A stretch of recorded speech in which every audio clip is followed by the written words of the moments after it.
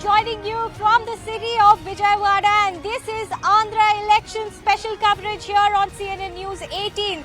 Before we get into the politics of how the elections have been shaping up, which is being called as the mother of all elections, take a look at this beautiful montage that we've gotten for you.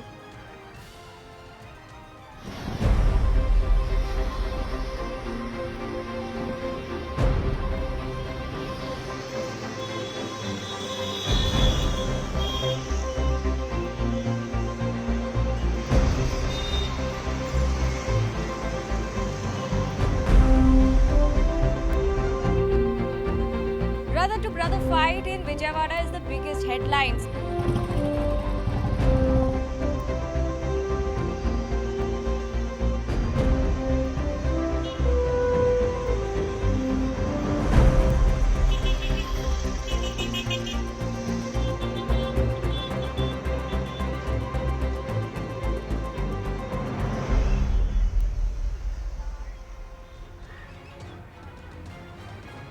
This is being called the mother of all elections. Andhra Pradesh, which goes to polls on the 13th of May, is going to witness assembly elections as well as Lok Sabha elections.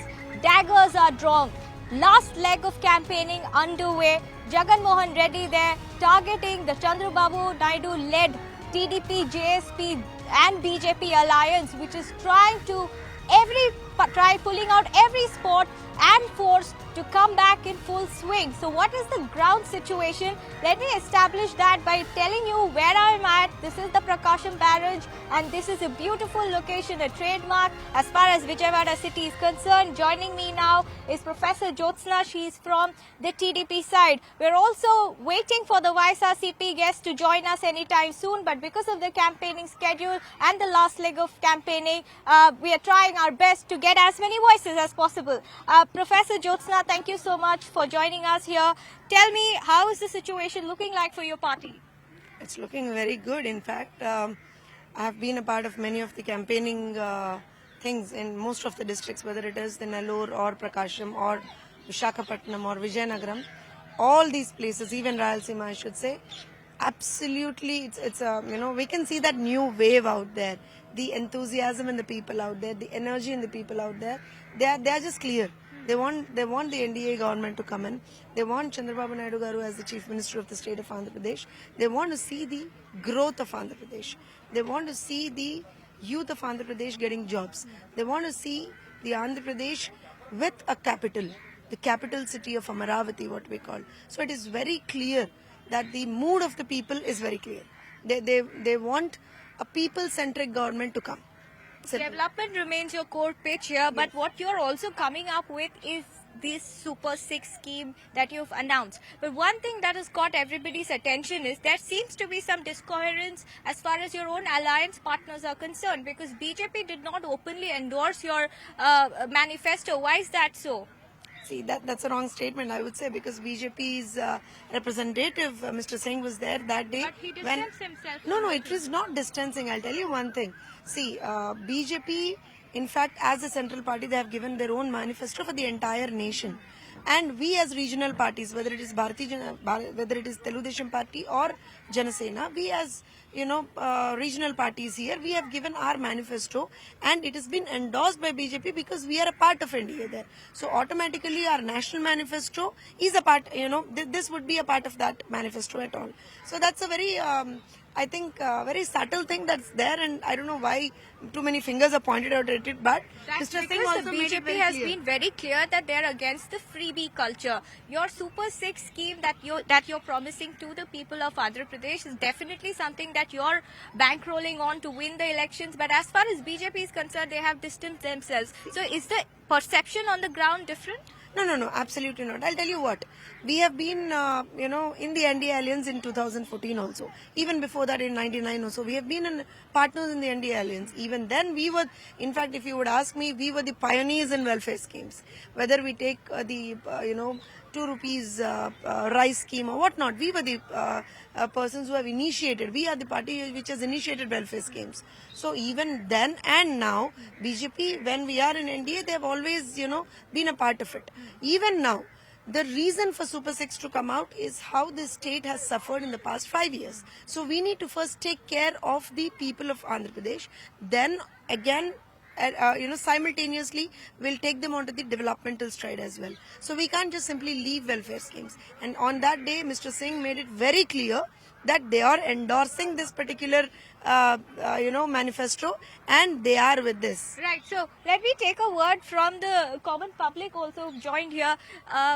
Election, how do you see it on the ground?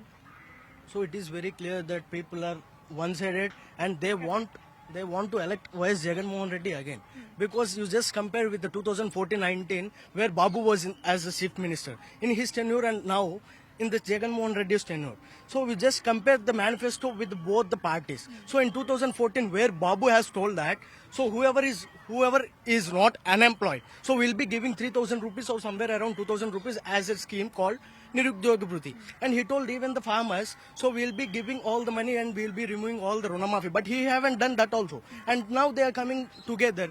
And I just want to tell you one more thing also. So where Jagan Mohan Reddy, he told that in manifesto that he'll be giving YSR Asra Raitu Bharosa, where he is supporting farmers and the students, everyone. He has fulfilled all the promises. But and what about capital? What about job creation? Yes. These issues are also something that the public is talking about. How do you resonate with them? Just think, even yesterday also, the other party, Telugu Desam party president, a member of parliament candidate, Mr. Bharat also told that, so we don't have enough budget. So where our budget is somewhere around 60,000 crore or 70,000 crore.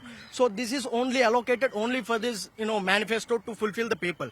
But where to build the new manifesto here in Amaravati, we don't have anything. We don't have that fund also. Then where we have to bring from? And what they have promised now is Super 6. Super 6 where we have to bring somewhere, the budget is around 1,20,000 crore, where our budget is just 60,000 crore. But from where you will be bringing? So this is something you're manipulating the people and you're giving fake promises. All right. So let me get in voices for more women. Tell me something. Women are going to be key decisive factor as far as AP elections are concerned. Almost at par with men, I guess more. What do women want this time? We definitely want to be equal, and I believe TDP will be the party to bring that equality change. As of now, YSRCP has not been giving that much of female-centric schemes. They have given fake promises, but they haven't fulfilled anything. But what do you have to say about the welfare schemes, particularly like Amma Bodhi, which the YSRCP says has empowered a lot of women at the grassroots level? I am sure, I don't know whether you're a beneficiary holder or something, but I want to particularly gauge your views as a general public and the resident here in Vijayawada.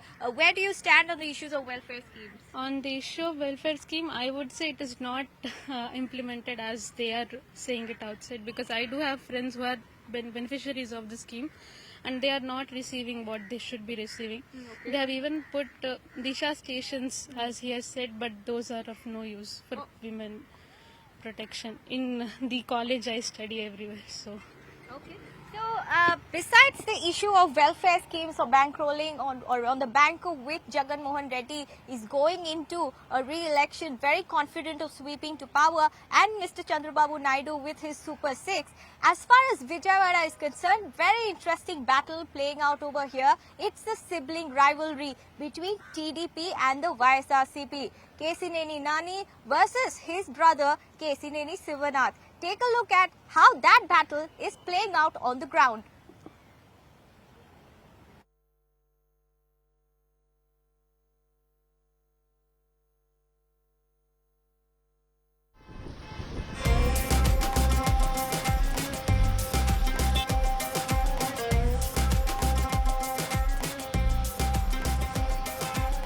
Anjariki Namaskaram. I am coming to you from Vijayawada city at the iconic Prakasam Barrage that stretches across the Krishna River. Now, Vijayawada city is seeing an intense election heat along with the actual heat here. But before we get your voices from the ground, let me state out some facts for you. So, Vijayawada comes under the NTR district, and Vijayawada itself has 3 assembly constituencies, Central, East and West. Central and West were backed by the YSRCP last time around, and East was won by the TDP.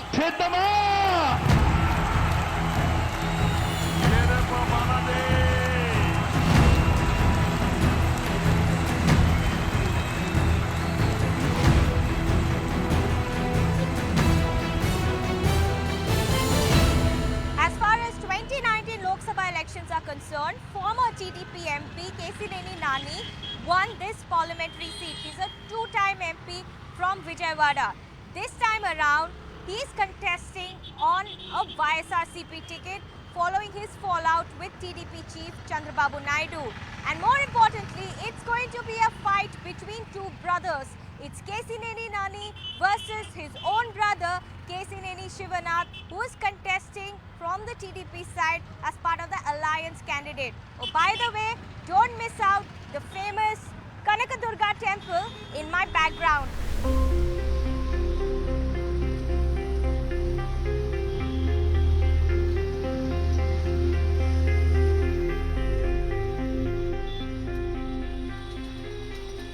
This has also paved the way for an interesting contest between you and your brother, who has been given ticket from the TDP side, Shivanath Garu. Yeah. So see, someone has to contest in every party. So it's not a matter that doesn't matter for me. The people of Vijayawada have seen me for 10 years, 2 terms as an MP. Even in anti-TDP wave, people voted for me. What's the number that you're giving me?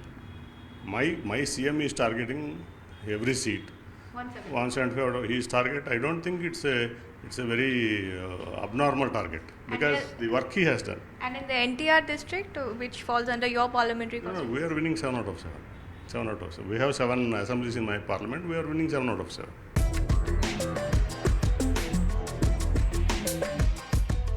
Brother to brother fight in Vijayawada is the biggest headline. So from the TDP side, I have Kesineni Shivanath Garu, popularly known as Chinni Garu here among his followers. First things first, very hot in Vijayawada, across your state, but so is the political temperature. How is your campaigning looking like on the ground? It's very hot in Vijayawada, but politically it's not heat. It's a one-side battle. As an NDA candidate, I am going to win with huge margin. Yesterday, I think you have seen PM Modi's rally with our leader Chandrababu Naidu garu and Pawan Kalyan. And it's a very tremendous rally, and a huge gathering was there. And continuously for 1.5 hours, people were making slogans in support of India. And it is the response of people over here. Nearly 1.5 to 2 lakh people have attended that rally. So we're going to win with huge margin. So that is the reason why I am saying there is no political heat in Vijayawada. It is a one-sided victory for India candidate. Your brother now, who's on to the other side, says that all the promises made by TDP, quote unquote, are baseless, and he says that the TDP has done nothing as far as Amravati is concerned. Amravati is not very far from this place where we are here at the moment. Though the TDP says, Janasena and BJP says Amravati will be developed as a capital for the state of Andhra Pradesh, but I want to know, how do you respond to the allegations claimed by your own brother that he just sold some lands in Amravati to the rich and the affluent and never thought about the benefits of the farmers? 33,000 acres. All farmers are with Telugu Desam. They are doing agitation from 4 years. He is just sleeping in AC rooms and he is playing golf in Delhi. He doesn't know the actual concern about Vijayawada. He doesn't know. From past 9 years, 9 months, he is with TDP. He never said a word against TDP.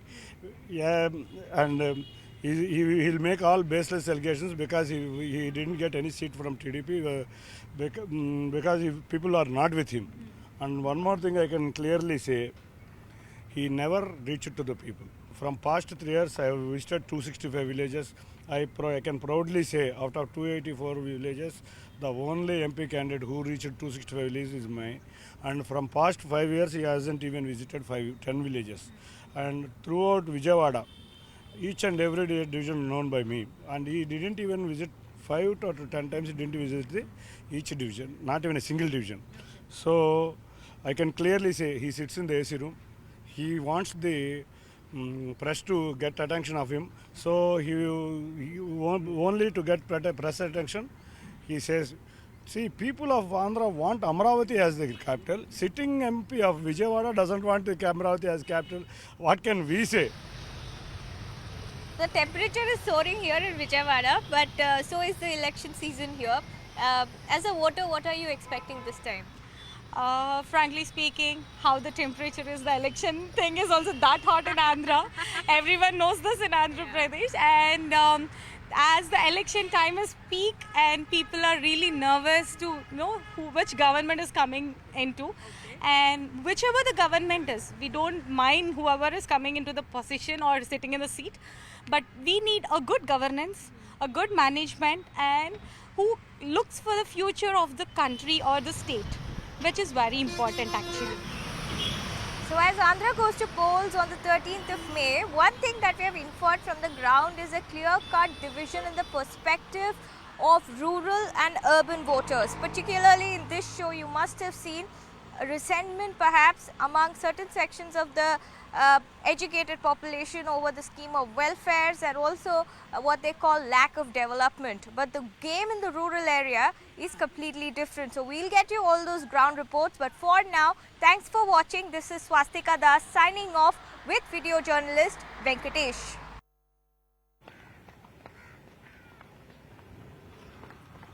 Well, apart from the difference in the perspective of rural and urban voters that we got you into that report, in Vijayawada constituency where it's a brother fight, it's a family feud again, I want to also speak about something that's also dominating the discourse here, and that is the 4% minority reservation.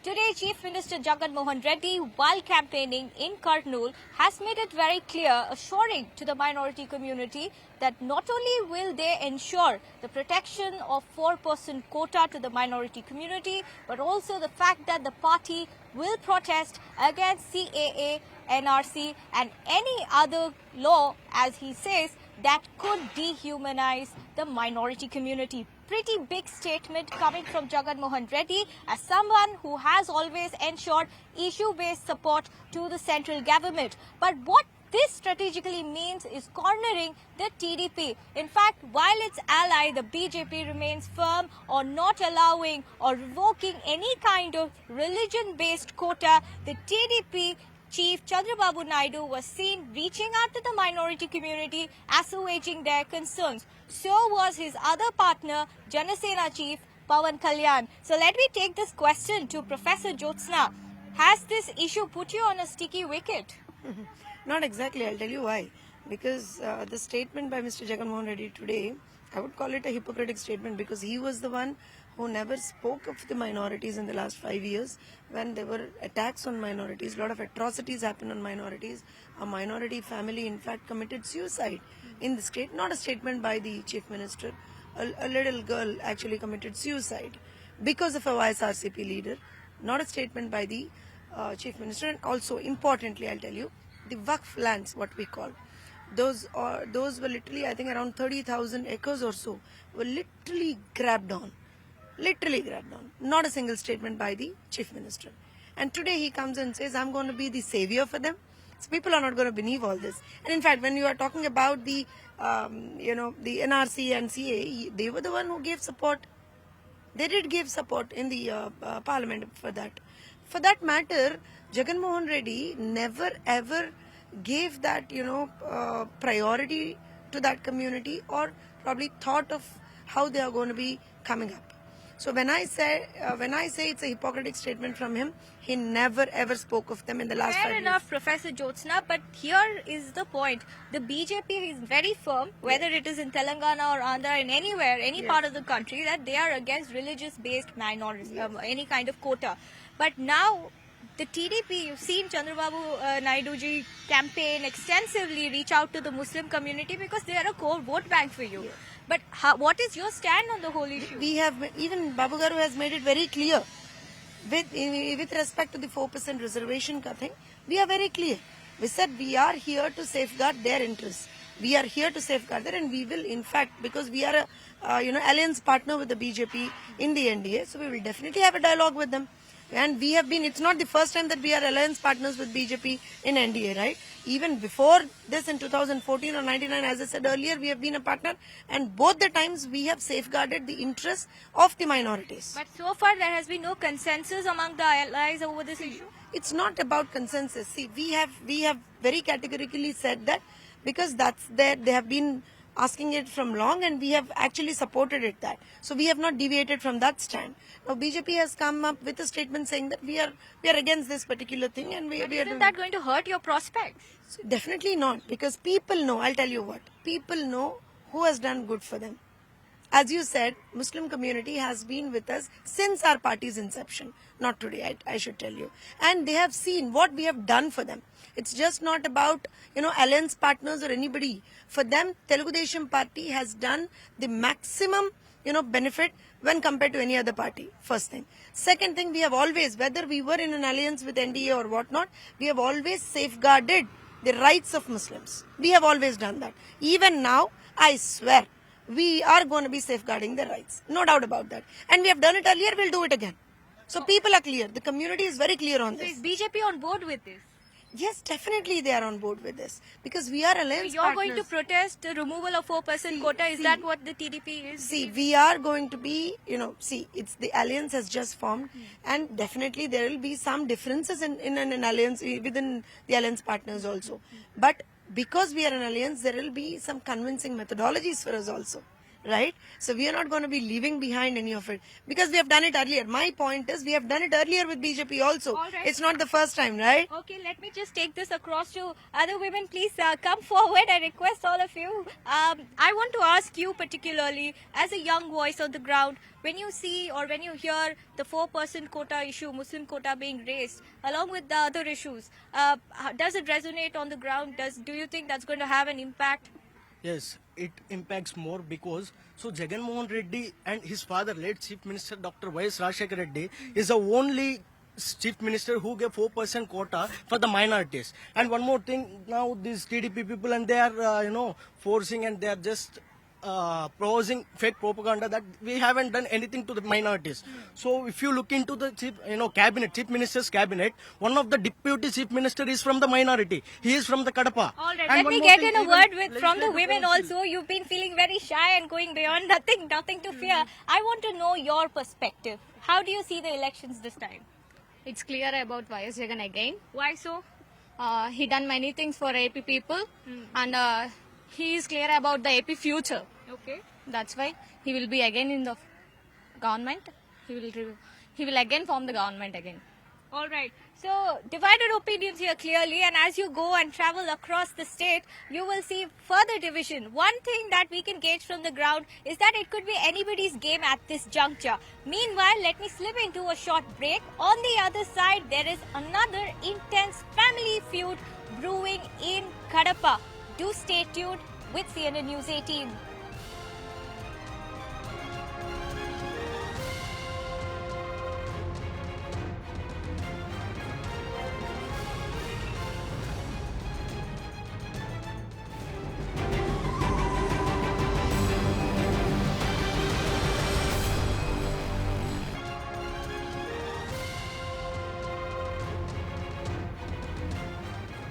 Welcome back. So now let me take you straight from Vijayawada to battleground Kadapa. It's a legacy war between Y.S. Sharmila and her brother Y.S. Jagan Mohan Reddy. Something that even perhaps the late YSR wouldn't even have imagined. But the battle lines drawn in Kadapa is definitely the most interesting and the most watch out for battle as far as the Rayalaseema belt is concerned.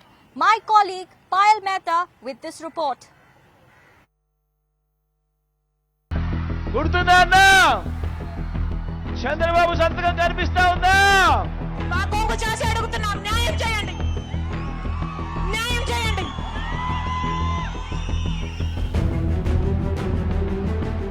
Battle lines are drawn in the bitter legacy war between Y.S. Sharmila and Y.S. Jagan Mohan Reddy. Something that their late father, Y.S. Rajshekar Reddy, wouldn't even have imagined. Sharmila is fighting her maiden election while also being Congress's only hope to make inroads into a state where they have been wiped out post-bifurcation. Ma'am, your first Lok Sabha election, are you excited? Are you feeling nervous? What is the feeling? I can't say either because I've never imagined that I'll stand for Lok Sabha, and that too from Kadapa. So it's all a surprise to me itself, myself including. I'm just here doing my bit because all of this happened very sudden.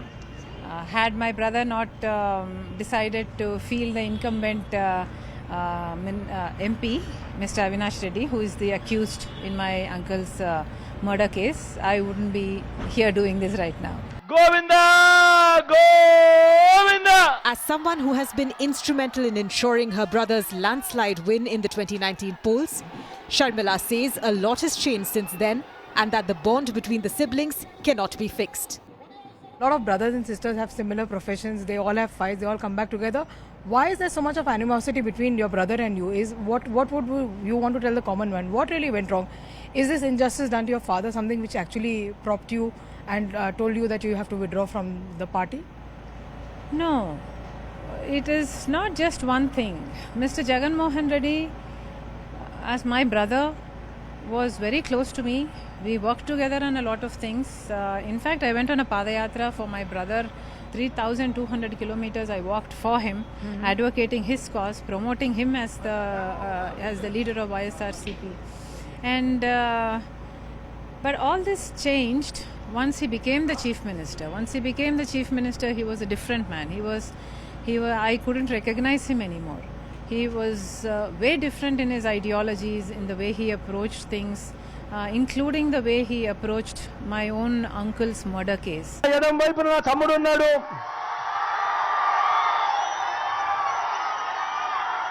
Avinash ఉన్నాడు. యువకుడు, ఉత్సాహవంతుడు,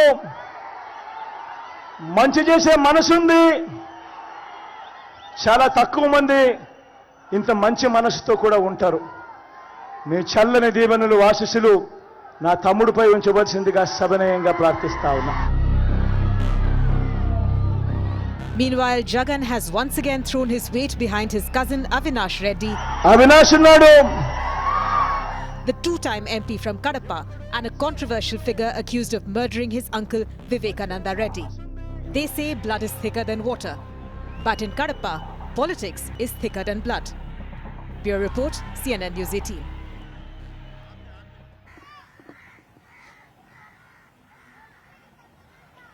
While YS Sharmila remains very confident on her maiden electoral victory as far as Kadapa is concerned, things within her family are not good clearly. We spoke to Sajjala Ramkrishna Reddy, who spills the beans on what exactly the YSRCP thinks of Sharmila's political debut with the Congress, and do they see a big hurt in their prospects. Your government has always maintained a cordial relationship with the central government, the Modi government. Now things have changed. They are fighting against you in alliance with TDP JSP.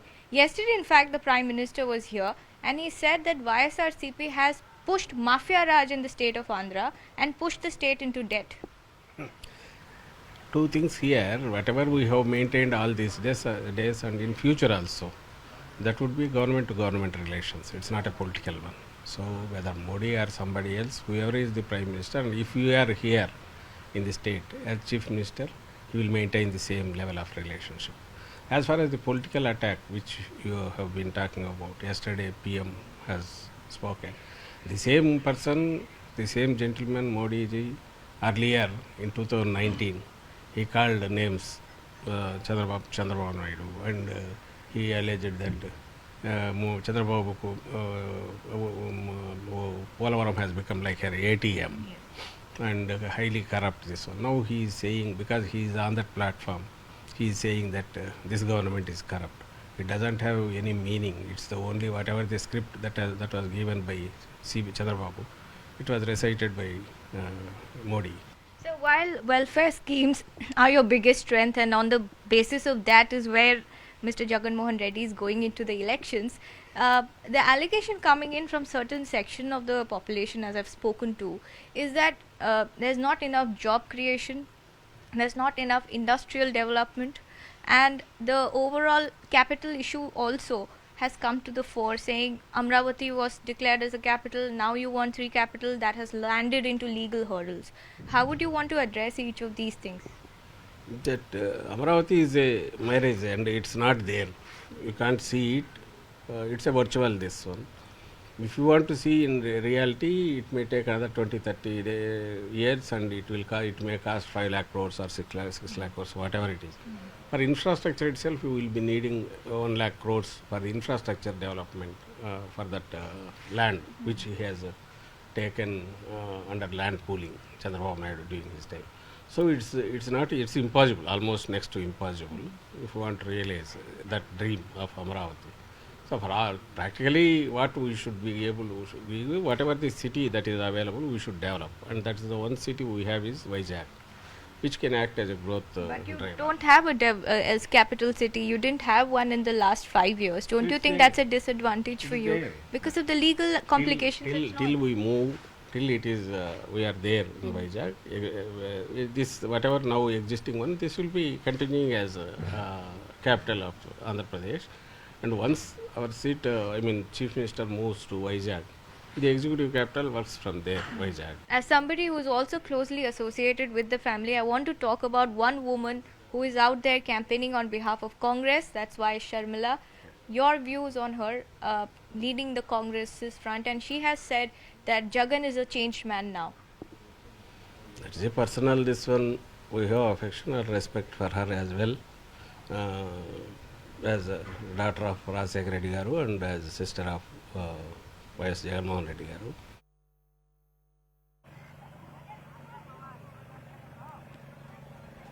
Alright, from Kadapa, we'll be back on the other side to get you supporters from the top voices in the industry rallying behind Pawan Kalyan, who's fighting his big battle from Pittapuram. Stay tuned.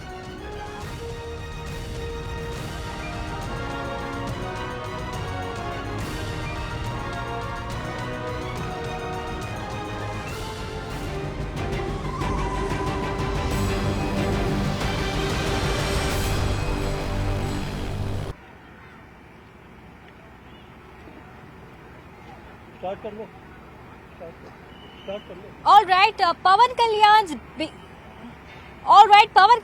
big battle in Pittapuram is going to be a decisive factor, not just for Neta Pawan Kalyan, who's fighting these elections in alliance with TDP and BJP and has been instrumental in bringing TDP and BJP on board, but it's also going to decide his political future.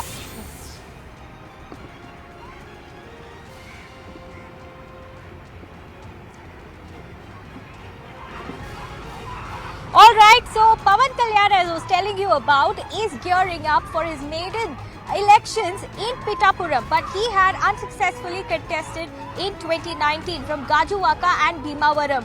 But now Pawan Kalyan seems determined about his victory, and so are his industry colleagues.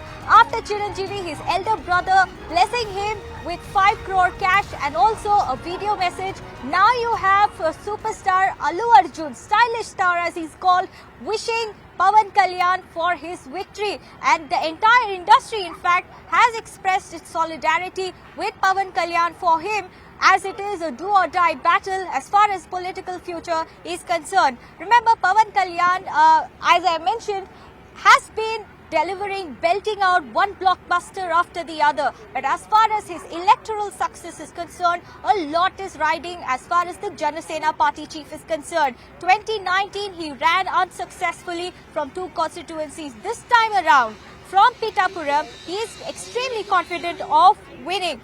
In fact, Pawan Kalyan is also instrumental for the alliance to consolidate the Kapu voters. But while that is all the update that we've got you from the state of Andhra Pradesh, let's not forget, Telangana also goes to polls on the 13th of May.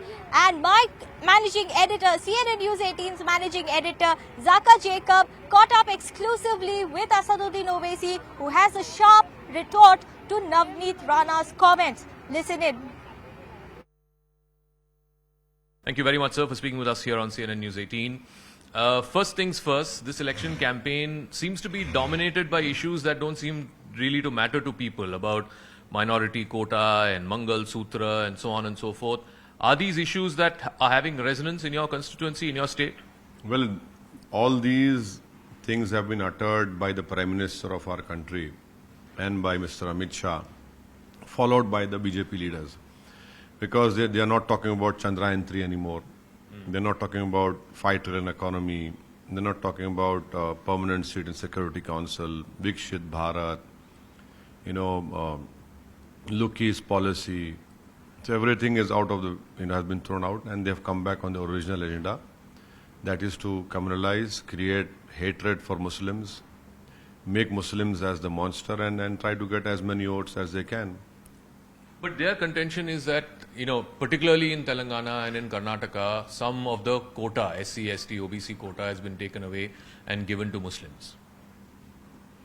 As far as Andhra Pradesh and Telangana is concerned, the reservation is being given to the caste among the Muslims. It's not given on the basis of religion. And this report was made by eminent anthropologist called Mr. Late P.S. Krishnan, who was very much instrumental in the Mandal Commission report. And the Supreme Court had given a stay on it. So number one, it is not being given on the basis of religion. Secondly, it is not being given by snatching someone else's right or their share. It's given under category E. So BJP wants to create this atmosphere of communal hatred, and to show Muslims as a bigger problem for this country, and thereby they feel that they can mobilize majority community votes, but that is not going to happen in Telangana as such. But in the on the other side, Rahul Gandhi is saying wealth redistribution, जिसका 50% का आबादी होगा, उनका मतलब उनको दे देंगे, कहीं से छीन लेंगे, उनको दे देंगे. I mean, is this good for the country where you're talking about wealth redistribution? I cannot speak for any Congress party leader. It is for the Congress party, and I'm sure they have more people to answer your question. But what I know is that there's Article 39 of the Constitution of India, which talks about redistribution of nation's wealth, 39A, B and C. Unfortunately, Mr. Modi has forgotten Article 39A. What I also know is that 1% of the country has 40% of nation's wealth. 5% have 60% of nation's wealth. Is that good for our country? And the country has to decide now. Now, talking about Telangana specifically, last time, like I said in my opening intro, that BRS had the bulk of the MPs. They had 9 MPs. Congress had 3, BJP had 4. This time, the reading seems to be that BRS has no skin in the game. Therefore, their vote will collapse. Many of those BRS voters will vote for the BJP. As a result, BJP may increase its tally in your state. See, I'm busy in my constituency campaigning over here, and in Kishanganj, I went to Bihar, in Aurangabad, I came back yesterday. Our party has taken a stand that vote for MIM candidate in Hyderabad, and the remaining 16 Lok Sabha seats, please defeat BJP. That is what our stand is. Last time in assembly election, we had openly supported BRS. This time around, we are not supporting any political party. Why? Why is that? Why have you changed that stand? That is our strategy. And so we hope that people would defeat BJP in the remaining 16 parliament segments of Telangana. And our party cadre also are working on the ground to defeat the BJP. Now, let me ask you that, because the Congress is saying India Alliance does not want you, you're not part of the India Alliance, then why are you saying that vote for whoever, including Congress, to defeat the BJP? The question is that if they don't want us, I cannot, my life is not going to end. My world is not going to finish. The skies are not going to fall on me. Who cares? But I have to run my party. The nation's interest is also very important to me. And people have realized that in last 10 years, what Mr. Narendra Modi's government has done, whether it is mob lynching, whether it is hate speeches in the form of Dharam Sansads, laws which are being passed on the basis of religion, CAA, triple talaq, which has become a huge problem for Muslim women. And the future BJP can change the constitution or remove the constitution. They can repeal the Places of Worship Act. So they can even repeal the Central Waqf Act. All these things are in front of us. And accordingly, we have to, take a decision to ensure that BJP is defeated. No, so it is your view, it is your message to your cadre and your voters that, let's say in constituency A, Congress candidate is best placed to defeat the BJP candidate, then vote for Congress candidate. See, do not underestimate the wisdom of a common voter. He might be poor, he might not be as educated as you are, but when it comes to exercise right to vote, he knows how to and when to defeat BJP. Let us leave it to the wisdom of that voter. You are trying to put an example in front of me and trying to make me answer what you want, but I will not do that. Let us leave it. Let us leave it to the wisdom of the people, and be rest assured that the vote will go against BJP. One other thing, and you referred to this in the earlier part of the conversation as well, that Prime Minister has been polarizing the rhetoric. It's also people who have come here from other states of the BJP. Yesterday, I believe an independent MP who's joined the BJP came here and said to your brother, by taking his name specifically, that 15 second de do, dikha denge kaun hai aur kaun nahi hai. So I'm telling you on record, Mr. Modi is the Prime Minister. You are in power in so many states.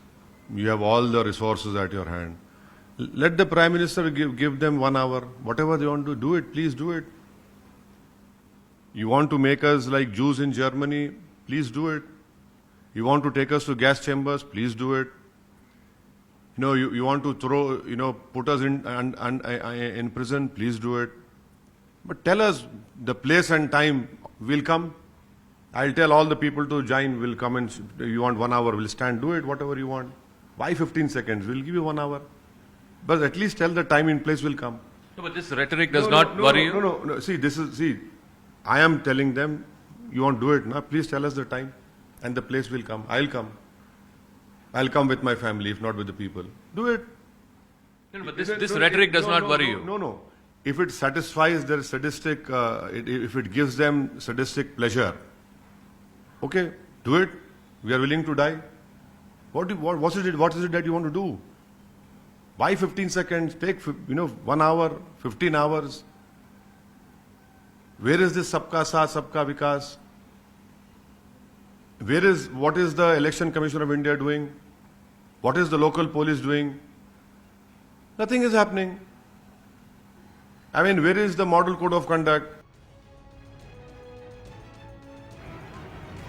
All right, and before I catch my bus, because it's time to get you to the other location tomorrow, we're leaving you with this exclusive conversation with Managing Editor of CNN News 18, Zakir Jacob, and BRS Working President, K.T. Rama Rao, who remains very confident that the Assembly loss will not spill over the Lok Sabha results. With that, it's a goodbye from my side.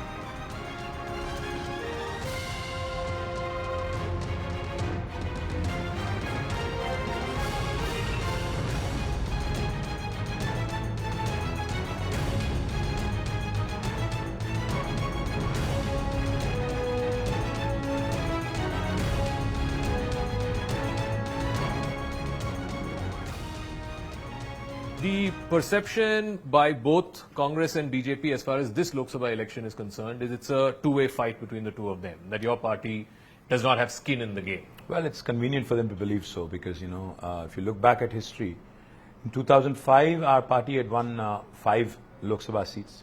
In 2014, we had won about 11. In 2019, we had won about 9. And this time around, we are hoping to better that tally and probably get our biggest ever because of 2 reasons. One, as far as political parties go, of course, I would like to believe that I'm in the fray and I'm in the running and I'm going to win. But from people's perspective, if you think for a minute, I think both these parties, the national parties, both Bharatiya Janata Party and Congress, have been a big letdown. And unfortunately, this sense of entitlement कि अगर आपको नहीं vote दे रहे हैं तो मुझे दे देंगे, कोई तीसरा है ही नहीं. ये गलत है, क्योंकि अगर आप तेलंगाना का ही एक मिनट के लिए सोचेंगे तो होता ये है यहाँ पे कि 5 महीने पहले यहाँ पे गवर्नमेंट आई कांग्रेस की, which has been a disaster in terms of delivery, because they promised the moon to the people of Telangana in the last 100 days. They gave guarantee card saying 100 दिन में हर चीज कर देंगे. But when your expectations basically are aligned incorrectly, and when there is a big letdown, people's anger and resentment will follow. Likewise with BJP, no matter what they would like to believe, the last 10 years, all that the BJP gave to Telangana is zero, zilch. So there is not a single issue that the BJP can mention towards, seeking a vote for them.